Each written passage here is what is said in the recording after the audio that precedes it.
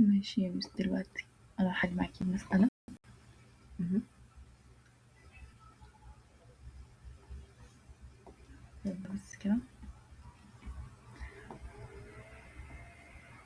ماشي.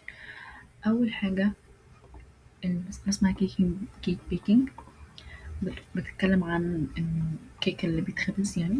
بيقول لي ان الشيف نون ان customer will come to his bakery today، ان الشيف عارف ان في عدد من الزباين هيجيله النهارده في المخبز بتاعه، فهو محتاج ان هو يعمل بيك ل ام كيكس. محتاج انه بيعمل كيكة عدد من الكيكس، والام ده وان الكيك عدد الكيك ده يكون اكبر او يساوي من الام.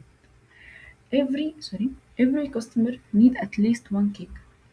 على الاقل من الزبون ده محتاج ياخد على الاقل كيكة واحدة، و otherwise they will for sure be unhappy.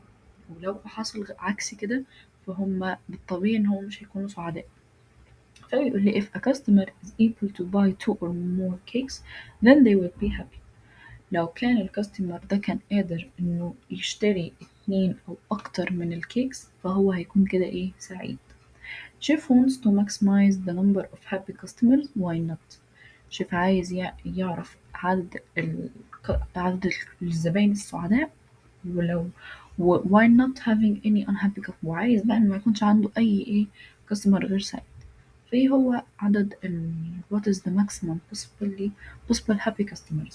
عدد maximum possible happy اللي هم يعني عدد الأشخاص الزبائن السعيدة. فبيقول لي إن الانبوت أدخله إن الفيرست لاين if each test case contain to integer اللي هو الN والN. معنى كده إن هو محتاج إن أنا أعمل له في السطر واحد integer N والM. هكتب له كده integer أهو N وM والسيمي كولون وانزل أكتب سين وام وانزل وخلاص كده. طيب الاوتبوت فورميت عايز يعرف بقى الاوتبوت الماكسيمم نمبر اوف هابي كاستمرز. ماشي.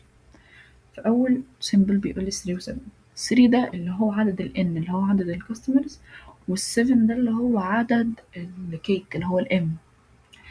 فده معناه كده الاوتبوت قال لي 3.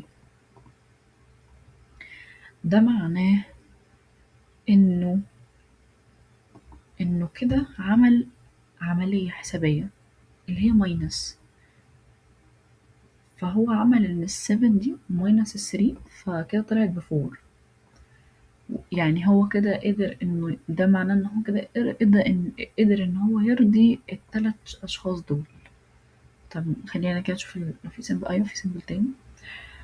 السيمبل اللي بعدها ال4 وال6. 4 ده عدد برضه الN وال6 ده عدد الM والاوتبوت 2. ده معناه ان هو عمل ال6 ماينس ال4 طلعت له 2. يعني ده برضه معناه يعني كده ان الشيف ان قصدي كده الكاستمرز هياخد واحدة او واحد. يعني الكاستمرز اللي هو كده الشيف كده هيقدر انه ينادي على الكاستمرز اللي هم 1 و2 يقدر يبيع كيكتين بس.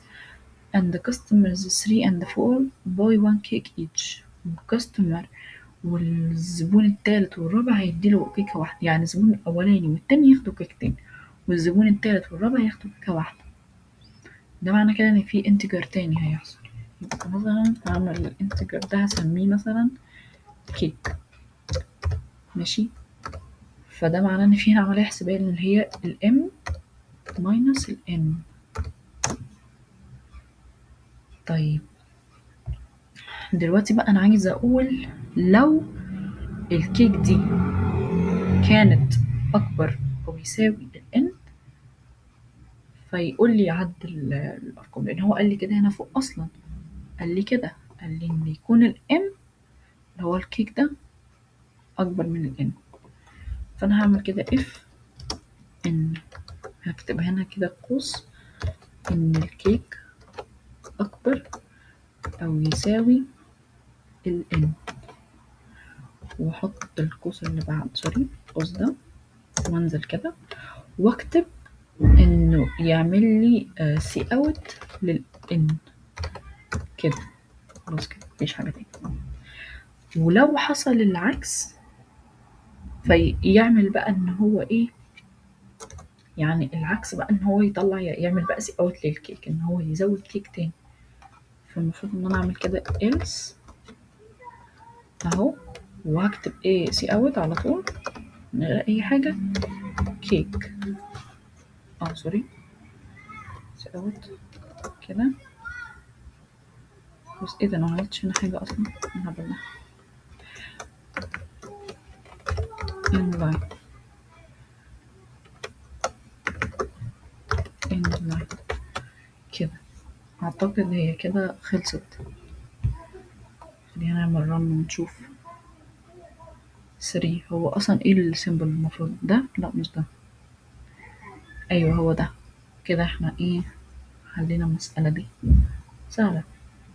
هو الفكرة بتاعتها كلها ان هو عايز يقول ان في عدد من الناس سعيدة ومش سعيدة محتاجين ياخدوا عدد كيك معين.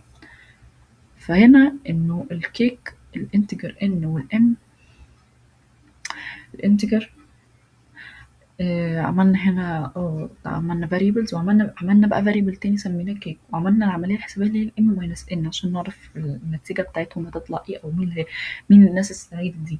ان هو عايز يعرف عدد الناس السعيدة.